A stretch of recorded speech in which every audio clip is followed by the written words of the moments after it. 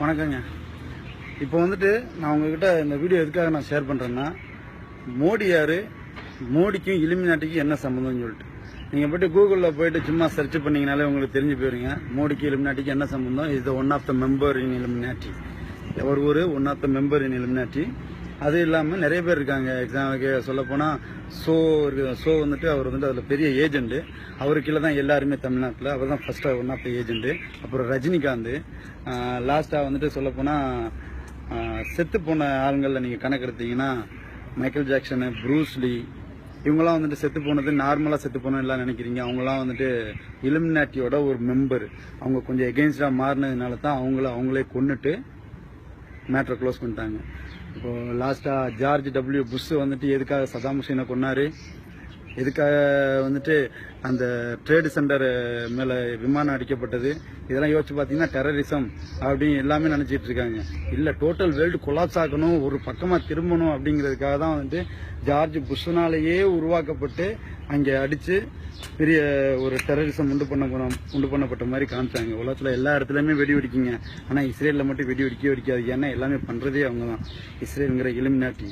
அதாவது 1776 ஆதம்ங்கிறவர்னால பாபரேட் இலுமினாட்டி உண்டு பண்ணப்பட்டது. அவர் தான் வந்து நியூ வேர்ல்டு ஆர்டர் சீக்ரெட் சொசைட்டிங்கிறத உண்டு பண்ணாரு. வேர்ல்டு ஃபுல்லாக அதோட மெம்பர் உண்டாக்குற ஆஃபீஸை வந்துட்டு உண்டு பண்ணாங்க. அதில் தான் வந்துட்டு இந்த மோடி, ரஜினிகாந்த் ஷோ எல்லாமே பண்ணாங்க.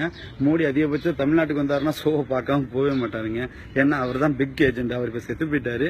மோடி நல்லா ஃபாலோ பண்ணிட்டு இருக்காரு. அதை நல்லா ஃபாலோ பண்றாரு, பையனா ஃபாலோ பண்றாரு. அது தெரியாமல் இந்த முட்டாப்பை ராஜா கூட்டம்லாம் ஹெச் ராஜா சொல்லிட்டு இருக்காப்புல தேச விரோதியெல்லாம் ஹைட்ரோ கார்பன் எதுக்கிறது. ஹைட்ரோ கார்பன்னா என்ன ஹெச் ராஜா?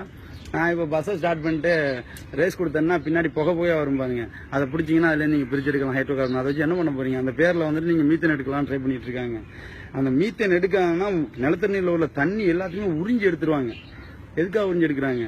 நீங்கள் சோவியத் யூனியனில் ஒரு புக்கை கையில் வச்சிருந்தா அவங்களுக்கு மரண தண்டனைன்னு சொல்லிட்டு இன்னமும் இருக்கு. அது என்ன புக்குன்னா புரோட்டோகால்ஸ், யூதர்களின் ரகசிய அறிக்கை. அந்த புக்கை நான் வந்து என்னோட வாட்ஸ்அப் குரூப் மெம்பருக்கெல்லாம் வந்து நிறைய பேருக்கு நான் ஷேர் பண்ணியிருப்பேன். முடிஞ்சால் அதை படித்து பாருங்க. எவ்வளோ கும்பதான் ஆனந்த உடனே என்னென்னமோ படிக்கிறீங்க. நயன்தாராவோட ஃபோட்டோ போட்டால் அதெல்லாம் பார்த்துட்டு அப்படியே படிக்கிறீங்க. இதையும் கொஞ்சம் உள்ள போய் படித்து பாருங்க. நிறைய விஷயங்களை புரிஞ்சுக்கோங்க. இந்தியாவில் உள்ள அரசியல் இதை மட்டும் தெரிஞ்சுக்கிட்டீங்கன்னா வந்துட்டு பொது அறிவு கிடையாது. கண்டிப்பாக உலக அரசியல் தெரியாதவன் வந்துட்டு பொது அறிவில் மேலாண்மை பெறவே முடியாது. கண்டிப்பாக உலக அரசியலை பற்றி தெரிஞ்சுக்கோங்க. நான் இப்போ என்ன சொல்ல வரேன்னா, அதில் வந்துட்டு ஒரு பக்கம் வறுமைங்கிறது வந்துட்டு ஒரு பக்கத்தில் இருக்கும் இல்லையா? அதாவது டோட்டலாக ஃபர்ஸ்ட் வறுமை உண்டு பண்ணப்படுறதுக்கு முதல் காரணம் வந்து தண்ணியை காலி பண்ணணும். சரிங்களா? தண்ணியை காலி பண்ணிட்டாலே மேக்சிமம் வறுமை ஆகி போயிடும். சோமாலியாவில் வந்துட்டு 1,62,000 சில பேர்கிட்ட வருஷத்துக்கு சாவுறாங்க. அவங்க மேக்சிமம் சாப்பாடு இல்லாமல் சாவுறஞ்சிடுறாங்க. தண்ணி குடிச்சிட்டு நிறைய பேர் உயிர் வாழலாம். பேசிக்கே வந்து தண்ணி தான். அரிஸ்டாட்டில்ங்கிறது பல நூற்றாண்டுக்கு முன்னாடியே வந்துட்டு ஒரு ஆர்டிக்கல் எழுதி வச்சுட்டு போனாரு. அதாவது மெக்டொனால்டு பரம்பரை இலுமினாட்டியில் வந்துட்டு மெக்டொனால்டுங்கிற 17 குடும்பம், அதாவது 13 குடும்பம் தான் ஃபர்ஸ்ட் இருந்தது. அப்புறம் 4 குடும்பம் சேர்ந்தது. அதில் மெக்டொனால்டுங்கிற பரம்பரையிலேருந்து ஒருத்தர் அமெரிக்கா வாழ்றதுக்கு வருவார். 3ஆம் உலகப் போர் வரும், அதுவும் தண்ணினால வரும் அப்படின்னு சொல்லிட்டு எழுதி வச்சுட்டு போனார். சரிங்களா? அதில் கடைசியாக வந்துட்டு உலகத்தை ஆண்ட முதல் இனம் மறுபடியும் உலகத்தை ஆளுன்னு சொல்லிட்டு எழுதி வச்சுட்டு போனார். அந்த முதல் இனங்கிறது வந்துட்டு லெமூரியா இனம். லெமூரியா கண்ட குமரி கண்டத்தில் பிறந்த நம்ம தமிழினம். சரிங்களா? நம்ம தமிழினம் நிறைய பேர் புரிஞ்சுக்கணும். சரிங்களா? நிறைய பேர் வந்துட்டு என்ன தமிழன் பேசிட்டு இருக்காங்கன்னு சொல்லிட்டு எல்லாம் நினைப்பாங்க. முன்னாடி என்ன மாடு விவசாயம் அப்படின்னு பேசினாங்க பார்த்தேன். இப்போ எல்லாருமே கூடுறது எல்லாமே மாடு விவசாயம். இதுக்காகத்தான் மனுஷன் வேணுமே ஹைட்ரோ கார்பனை வந்துட்டு சாப்பிட முடியாது, சுவாசிக்க முடியாது, அதனால உயிர் வாழ முடியாது. கண்டிப்பா அரிசி பருப்பு இந்த மாதிரி ஐட்டங்கள் இல்லைன்னா மனுஷன் உயிர் வாழ முடியாது. அதான் நமக்கு முக்கியம். சரிங்களா? மீன் வளம் குறைஞ்சிருச்சு. அதாவது 37% தமிழ்நாட்டில் இருந்து மட்டுமே 37% தமிழ்நாட்டில் இருந்து மட்டுமே வேளாண்மை போயிட்டு இருந்தது. இப்போ பார்த்தீங்கன்னா வெறும் 16% தான் இருக்கு. அதே மாதிரி மீன் வளமும் நிறைய குறைஞ்சி போச்சுங்க. இப்போ ஆயில் ஸ்பில்ல கொட்டிவிட்டது கூட அவங்க தான். அதை கொஞ்சம் சீக்கிரட்டாக போய் பார்த்தீங்கன்னா நல்லா புரியும். எல்லாத்தையும் நான் சொல்லிட்டு இருந்தேன்னா என்னோட வீடியோ அப்லோட் ஆகாது. இலுமினாட்டிங்கிறவங்களை வந்துட்டு கொஞ்சம் நான் விவரமாக சொல்லிவிட்டு போகிறேன். சரிங்களா? வெறும் $50 கொடுத்தீங்கன்னா நீங்கள் இலுமினாட்டி மெம்பர் ஆயிடலாம். உங்களை வந்துட்டு பர்சனலாக உங்களை மேலே தூக்கி விடுறதுக்கு என்னென்னலாம் பண்ணுவாங்க. அதாவது Rajinikanth 1976 member of the Illuminati ஆகுறாரு. சரிங்களா. அதுக்கப்புறம் தான் அவர் சூப்பர் ஸ்டாரே ஆகுறாரு. அப்போ அவரை தூக்கி விட்டது யாருன்னு நல்லா புரிஞ்சுக்கோங்க. இதனால ரஜினிகாந்த் ஃபேன்லாம் என் மேலே கோவமாவீங்க. ஆனால் கொஞ்சம் யோசிச்சு பார்த்தீங்கன்னா நல்லா புரியும். மீடியா உண்டு பண்ணது அவங்க தான், கார்பரேட்டை உண்டு பண்ணது அவங்க தான், எல்லாத்தையும் உண்டு பண்ணது அவங்க தான். சரிங்களா. இந்த புரோட்டோகால்ஸ் புக்கை நீங்கள் கொஞ்சம் படித்து பார்த்தீங்கன்னா உங்களுக்கு நல்லா புரியும். ஓகே.